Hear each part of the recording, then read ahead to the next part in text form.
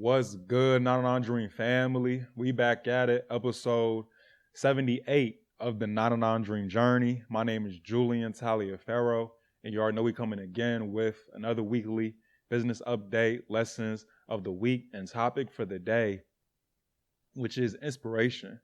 So for this episode, I'm going to bring it in with the quote of this week like usual, and it goes, "History is made by the masses of the people."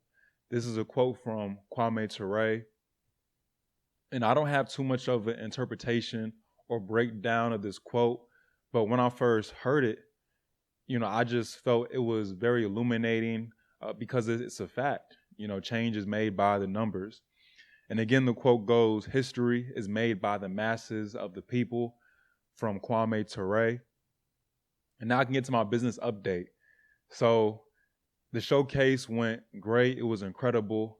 Last episode was recorded right before the showcase, and now we're probably around a week and a half after. So in the event, I met some great people, great contacts, small businesses who were interested in the business we're building. And I think that it served two things. It was fruitful in the sense that we received validation for the business we're building.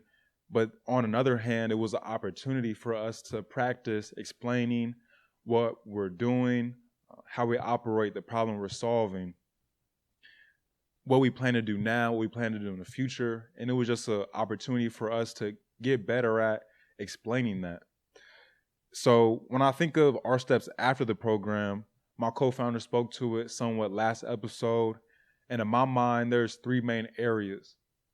First one would be small business outreach. That's getting our customers right for the platform. Second would be driver onboarding. So having the people who be able to facilitate these deliveries for the small businesses. And then third would just be platform development. So the software development and really trying to figure out how do we execute that. So those are the three main areas. And forecasting out, what I felt beneficial was when we came into the program was being able to set a 8-week kind of game plan and have goals for each week as we led up to the showcase. So I feel like that'd be very helpful as well as we leave the showcase and then setting another 8-week or 10-week or 6-week game plan with having goals each week, right? So we can kind of stay structured.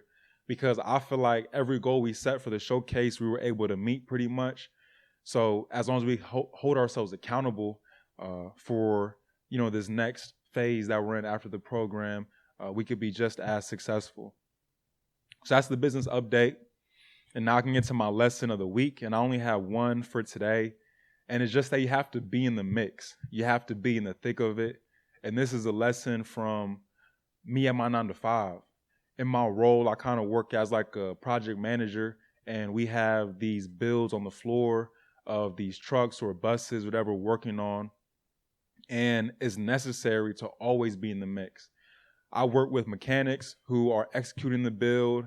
And then, I'm trying to make sure that the designs that we're giving to these mechanics is the right ones, making sure that we don't have any build issues or whatever the case is. So I have to make sure that things run smoothly. But if I'm not in the thick of it, if I'm not in the mix, on the floor, talking to the mechanics, going from each truck that I'm working on, then I'm not going to know what's going on, right? And I think that this just can apply to anything and everything. You have to be in the mix. You can't be separate from the action, or you're not going to know what's going on, right? And you're not going to be able to get the most out of it or be effective. So that's my lesson. You just have to be in the mix, be in the thick of it, and kind of try to think about how that applies to whatever you want to do. And with my first two sections out the way, I can now get into my topic, which is inspiration. So I was thinking about inspiration this past week, the past couple of days, and I was thinking about the times when I was inspired. And I feel like inspiration comes in two modes. First is when you're inspired by something or somebody, right? Something that's external to you. That can happen by watching them. You become inspired, whether it's somebody talking about how they turn their life around, or they didn't even talk about it and you just saw it yourself, whether you see somebody running down the street while you're driving, you can get inspired to go and start working out, whatever it is. You can be inspired by something external. The second mode is internal, right? Internal inspiration, and that's when you inspire yourself. This is the inspiration that I was kind of thinking about and what I wanted to focus on because it's the one you control. You can't control when you become externally inspired. That's more of a fortuitous experience, right? And it kind of only comes every so often. But internal inspiration, I feel like we can control because it only occurs when we take action. So to give an example of this, say I am a couch potato, right? But I don't want to be a couch potato anymore. I won't be inspired to not be a couch potato by staying on the couch. I'll only be inspired after I take the action of standing up and take my first step away from the couch, right?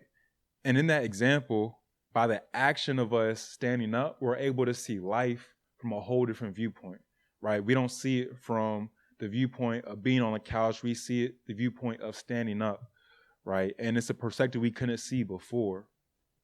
So I think that's critical, right? And now I'm in the place where I want to inspire myself, every single day.